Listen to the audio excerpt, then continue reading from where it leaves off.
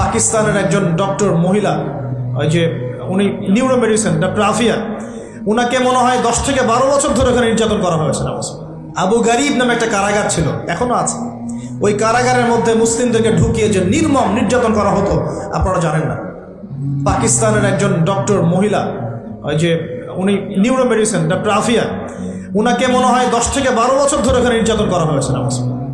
আপনার বোনকে যদি একবার কেউ খারাপ নজরে তাকায় আপনার কেমন মনে হয়? আপনার মায়ের দিকে যদি কেউ একবার খারাপ নজরে তাকায়, একটা খারাপ মন্তব্য করে, আপনার কি মনে হয়? আপনার স্ত্রীকে যদি কেউ একটু গায়ে টাচ করে চলে যায়, শ্লীলতাহানি করে, টিস করে, আপনার কি মনে হবে? এরকম লক্ষ লক্ষ বোনদেরকে আমাদেরকে এরকম হয়েছে দিনের পর দিন, মানে একসাথে 10 জন 12 জন মিলে আমাদের বোন করেছে। মুসলিমরা তো বললাম না, মুসলিমরা পড়ে আছে ওঠেন বসেন নিয়ে, মজা ট্রল এগুলো নিয়ে। সারা বিশ্বে যা হচ্ছে মুসলিমদের সাথে, যদি আমরা সত্যি জানতাম শান্তিতে ঘুমাতেই পারতাম না, আমাদের ঘুম উড়ে যেত চোখ থেকে।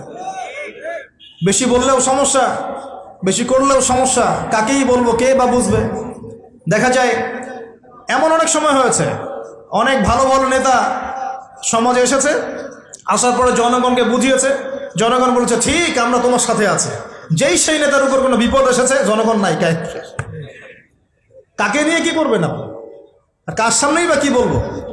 আমাদের প্রত্যেকটা জেলা বলেন, থানা বলেন, দেশ বলেন, আনাচে কানাচে নিবেদিত প্রাণ মুসলিম ভাই তৈরি করতে হবে, যারা কাজের মানুষ, ঝোঁকে চলে না, আবেগে চলে না, ইস্যু পাগল না, আবেগে চলে না, কাজের অ্যাক্টিভ কিছু মানুষ দরকার, যারা শিক্ষিত, এডুকেটেড, যারা পরিস্থিতি বোঝে, যারা হিকমা বোঝে, যারা নিবেদিত প্রাণ, যারা অর্থ কোরবানি করার মানসিকতা রাখে, শিক্ষা প্রতিষ্ঠান গড়ে তোলে, সোশ্যাল ওয়ার্ক করে, একটা জনসংযোগ যারা গঠন করতে পারে, এমন কিছু মানুষ আর নেতা আল্লাহ আমাদেরকে দান করুন বলে আমি।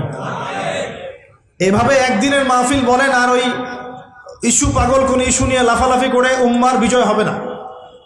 আমাদের সবাইকে যার যার জায়গা থেকে কনস্ট্রাকটিভ কাজ করতে হবে, সবাইকে এফোর্ট দিতে হবে।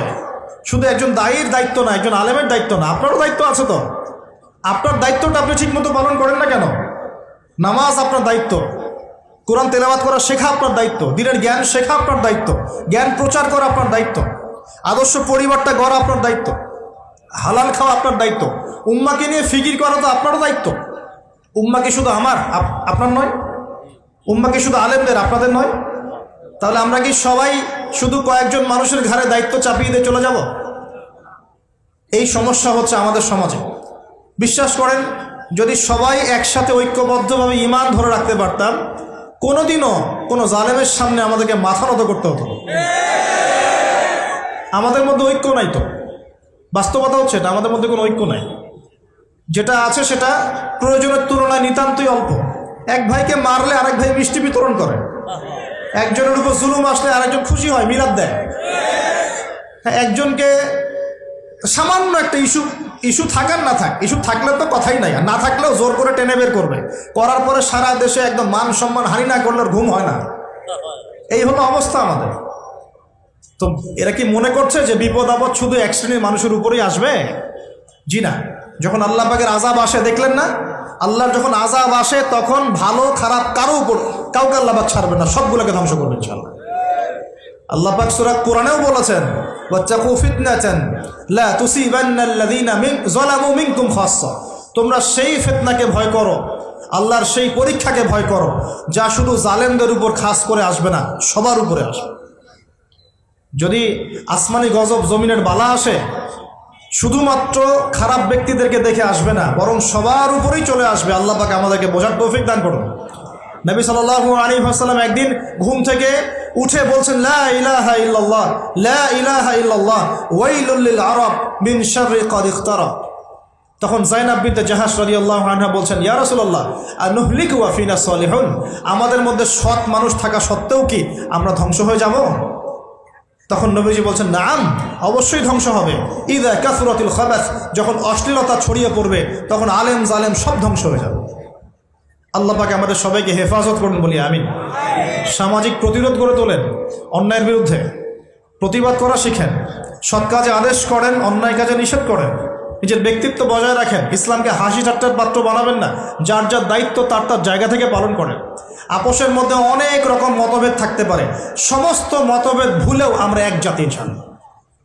সমস্ত মতভেদ ভুলে আমরা এক জাতি ইনশাআল্লাহ। মনে করেন আমি সঠিক বিষয়ের উপর ছিলাম, সঠিক বিষয় থাকার পরেও মানুষ আমাকে খুব গালিগালাজ করলো, তারপরেও যারা আমাকে গালিগালাজ করেছে উম্মার ঐক্যের স্বার্থে তাদের সাথে বসতেও রাজি আছি আমি ইনশাআল্লাহ। এরকম মানসিকতা থাকতে হবে, উম্মার ঐক্যের স্বার্থে, উম্মার কল্যাণের স্বার্থে। যে আপনাকে থাপ্পড় দিয়েছে ওর সাথেও চলতে হবে আপনাকে, কারণ উম্মা সবচেয়ে বড় বিষয়, আমার ব্যক্তির স্বার্থ বড় বিষয় না। কখনো কখনো বৃহত্তর স্বার্থে ক্ষুদ্রতর স্বার্থ বিসর্জন দিতে হয়। প্রিয় ভাইরা, এটা দাজ্জালীয় একটা সভ্যতার যুগ চলছে এখন, এই ফিতনাগুলো সব ঘরে ঘরে।